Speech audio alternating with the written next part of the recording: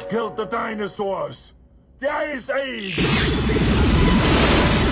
Welcome to Watch Mojo, and today we're counting down our picks for the sequels that completely missed the mark and alienated the fans of the previous installments. Spoilers will be mentioned, so this is your official warning. That bad, huh?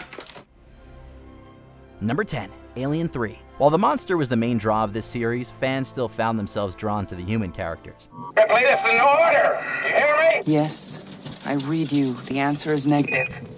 Various members of the Sulaco crew were beloved, particularly Corporal Hicks and Newt, a child they had saved. When it seemed like they and Ripley would be the only survivors following aliens, viewers were excited to see a story focused on the trio. That fell through when the third movie began, revealing that Ellen was the only one who had lived following a pod crash. What's the matter? Where is she? In the morgue. While the other two sudden deaths were shocking enough, having them occur off-screen and with little fanfare was like salt in the wound. As a result, the audience was turned off by Alien 3 before the first act had even ended. And now I've made another mistake. Number 9, Transformers: Revenge of the Fallen. The first iteration in this contentious franchise was everything a blockbuster should be, eye-catching and engaging. Can you talk? XM satellite radio. Digital cable brings you Broadcasting system. So you talk through the radio? The visuals were widely praised, and critics agreed that despite the outlandish concept, it still felt somewhat grounded in reality. That praise was taken and run with in the entirely wrong direction. Leo, bad news! Transformers: Revenge of the Fallen leaned heavily on the action sequences, prioritizing them over the actual plot. It became a stream of constant battles which soured the viewing experience as a whole. We just want to talk! I've no time to talk, I'm on a mission! In an attempt to escalate the intensity of those scenes, they lost sight of what had made the first one so charming in the first place. Ultimately, it gave the property a reputation it could never quite come back from. Let's roll. Number 8, Indiana Jones and the Kingdom of the Crystal Skull. Suspension of disbelief can be a powerful thing, but it's still possible to take it too far. Indiana Jones has always walked the line between historical and fantastical, and enthusiasts have been able to wave away the more unrealistic aspects. Don't look right! Keep your eyes shut! When it came time for the fourth installment, it was clear that they had bitten off more than they could chew. Oh, that can't be good at all. Some moments were so far-fetched that they took the viewer out of the experience, from the infamous fridge nuking to the inclusion of aliens. No more!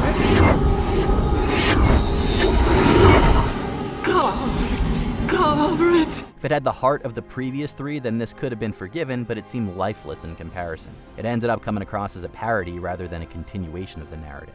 Brutal couple of years, huh, Charlie? Number 7, Independence Day: Resurgence. Will Smith was undoubtedly one of the biggest draws of the larger-than-life original. Welcome to Earth.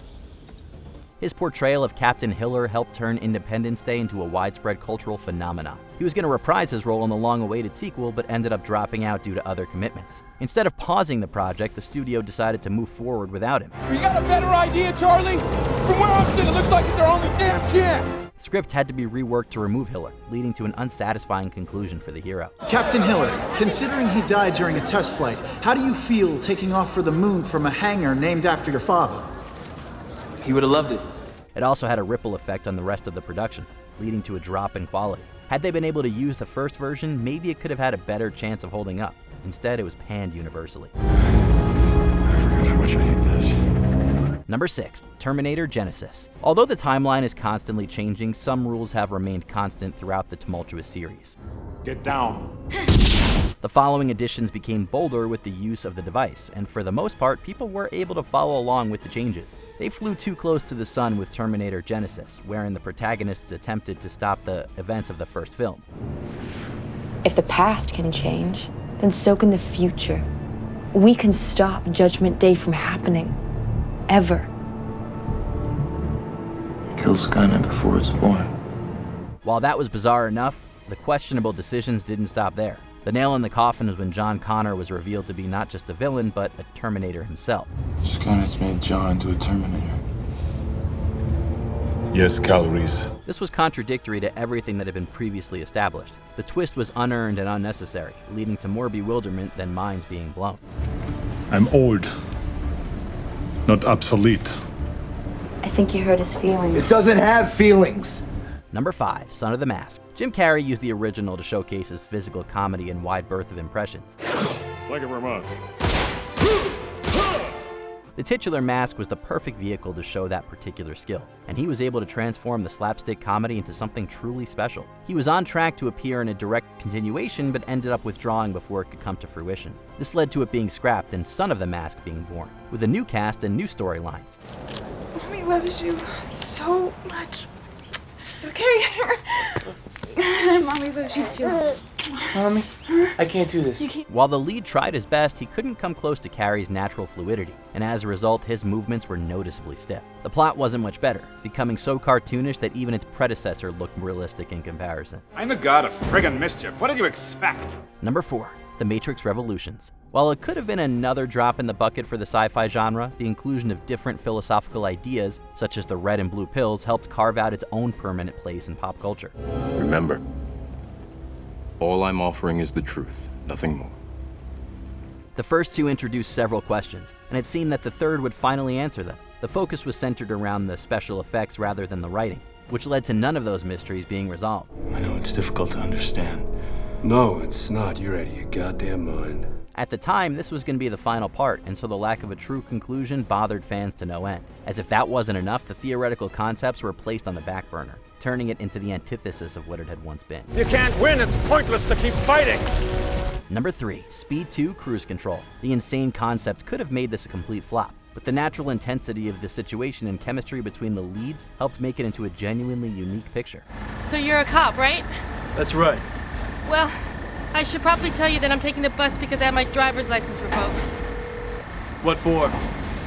Speeding? The Keanu Reeves-led project had the perfect combination of action and tension, with the stakes remaining high the entire time. He wasn't able to commit to the eventual follow-up, which led to extreme changes to the cast and setting. What? Smell that? It's sulfur. What do you mean there's sulfur? Sulfur out of that vent. I swear I am never leaving the house again. Taking place on a cruise liner caused it to lack any of the innate danger found in Speed. Annie, I don't think your boyfriend appreciates the logistics involved in ramming the most automated ship in the world into a loaded fuel tanker with no set anchor pattern. The lack of Reeves' charisma only exacerbated the unfortunate shift. They attempted to recreate the magic, but the changes were so dramatic that their efforts fell flat along with the audience's enjoyment. But hey, it could have been worse. I'm not sure how exactly, but it could have been worse. Number 2. Jaws: The Revenge. To say Jaws was a cultural reset is an understatement. You're gonna need a bigger boat. The impact it created affected the entertainment industry as a whole. Everything from the shark itself to the citizens of Amity Island helped create a classic tale that is still considered to be iconic. The sequels haven't been able to create the same effect. They tried expanding upon the premise, which only made each subsequent film more cheesy. Holy shit! Soon it went off the rails, and many hoped that the ridiculous Jaws 3D would be their final attempt. However, Jaws: The Revenge proved they could go even lower, removing several principal roles and introducing a laughably fake shark model. Is that what I think it is? Huh? By that point, the legacy formed by the original was all but tarnished. Before we unveil our top pick, here are a few honorable mentions. Superman 4: The Quest for Peace, for this is the day that a super franchise died. You'd risk worldwide nuclear war for your own personal financial gain. Nobody wants war. I just want to keep the threat alive. Zoolander 2. This fashion-based comedy was all style and no substance. Please accept my apologies, Derek. None taken. Highlander 2. The Quickening. This unneeded follow-up reduced the hero to nothing more than a joke. You're nothing but a tired old man. More than you know. Dark Phoenix. Hugh Jackman's absence helped end this franchise on a sour note. I told you to stay away. That's never gonna happen. Please, stop. Caddyshack 2. It being rated PG took away all the edge of the original. Interesting club. What would you call it? It's a 12 gauge. Before we continue, be sure to subscribe to our channel and ring the bell to get notified about our latest videos. You have the option to be notified for occasional videos or all of them. If you're on your phone, make sure you go into your settings and switch on notifications. Number 1. Batman and Robin. Tim Burton's rendition of the caped hero helped give him some credibility amongst general viewers as a serious force rather than a campy joke. What are you? I'm Batman. The stunning visuals and darker tone were some of the biggest standouts of the era. He manned the first two, but was replaced with Joel Schumacher for the other two. The new director took it in an entirely new direction, attempting a tongue-in-cheek attitude that ended up coming across as a mockery of Batman, rather than a return to his cartoon personality. I want a car. Chicks dig the car. This is why Superman works alone. The sudden shift also delayed any development he had experienced in the previous iterations. Hey, freeze. The heat is on. The adjustments were so severe that they forced the Crusader into retirement until Christopher Nolan was able to revive him almost a decade later. It's not who I am underneath, but what I do that defines me. Which sequel do you think was the biggest disappointment? Let us know in the comments below. Who do you have to sting to get some answers in this place? Did you enjoy this video? Check out these other clips from WatchMojo, and be sure to subscribe and ring the bell to be notified about our latest videos.